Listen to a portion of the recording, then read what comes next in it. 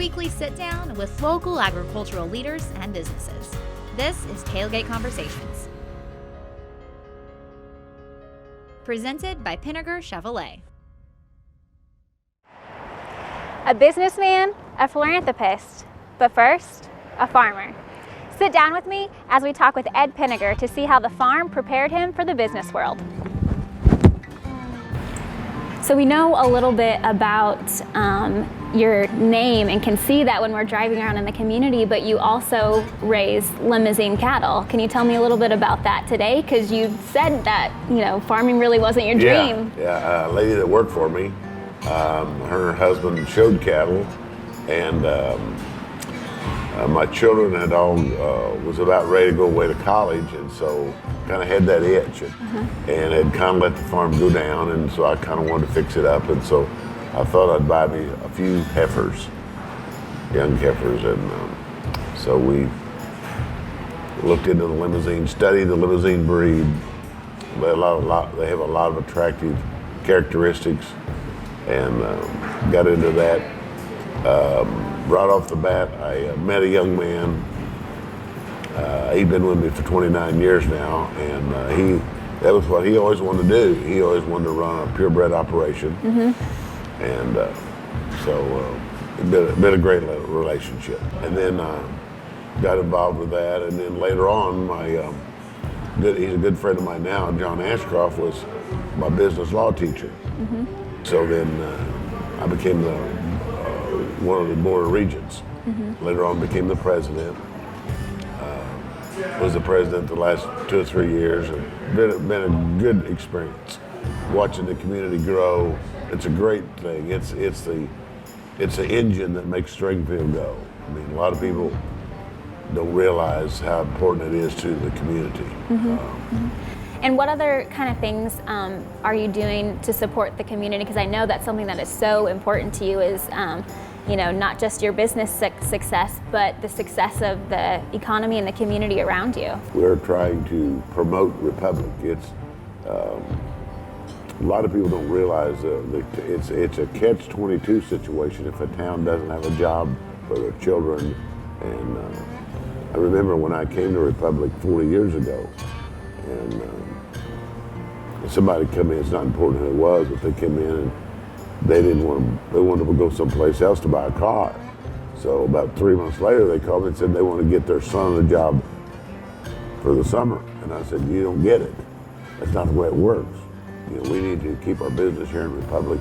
And so that's what we've done. My children have become really interested in promoting the new shopping center, the Wildwood Plaza. They're doing some things there. They've got this Flat Creek is kind of their anchor of this new shopping center that they do. So we're wanting to grow Republic so that people can have a job. Then Republic isn't just a bedroom town.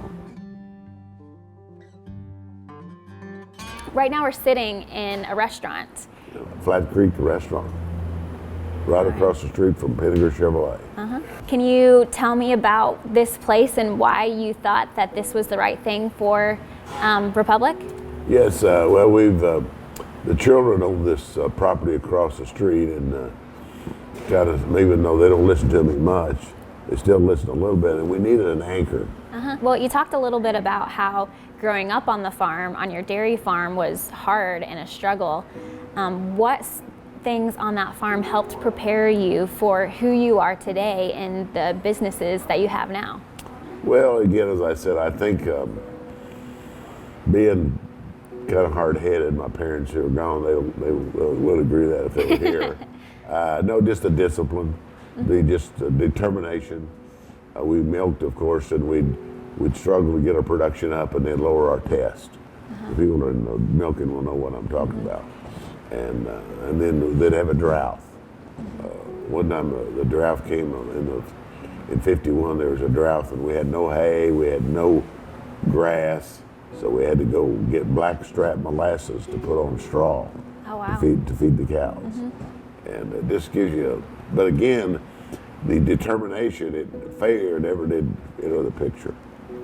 So it just, it's kind of like, as a guy used to say, kind of like pushing a log chain up a hill. You know, it's just hard to do. But and my parents were that way. They struggled, but never. You know, like I say, my mom went to work and she worked night shifts so she could help on the farm, and so it just it was. But looking back, it wasn't near as tough as I thought it was. You've gone through tougher things since? Yeah. I didn't. We moved in '51. We moved, and until we moved there, we lived in a smaller community, and I didn't realize I was poor till I went to a new school. Yeah. And my mother made my shirts out of feed sacks. So we'd go. I thought it was kind of a neat store. I'd go with her to the farm market and I'd pick out these. The sack you liked? Sack. Oh yeah, I'd pick it. Boy, I thought it was kind of neat. But then I didn't know what loud was back then. So I found out, they were real flowery. And so I went to a bigger school, and I Wasn't the latest I fashion. had some disagreements the first few days I was there with some other guys. Yeah. So if you had to look back over your whole life and think about some of your proudest moments, what do you think some of those highlights would be? Never did. There was always just so much to do. In business, again, I was fortunate enough that I went to work for a guy, and then I basically was my own boss for about 5 or 6 years. Then I went to work for another guy for 10 years, and I remembered the difference of having to answer to someone, and I hope my children appreciate that, because you always got to keep the boss happy. Well, I don't, you don't have to. I'm not the boss anymore. I'm just trying to Fade out. Oh yeah, fade out. Yeah, I'm not the much of a concern anymore. But no, so really, the Lord being the Lord of my life. Yeah. I just want to do the best I can. Yeah. And I want to do the best I can every day. I think that's what employer is. No surprises. I try to be very, very structured in what I say and do. And like I say, I really, a lot of people that's worked for me over the years, I keep in contact with them, and they're friends now. So. Yeah.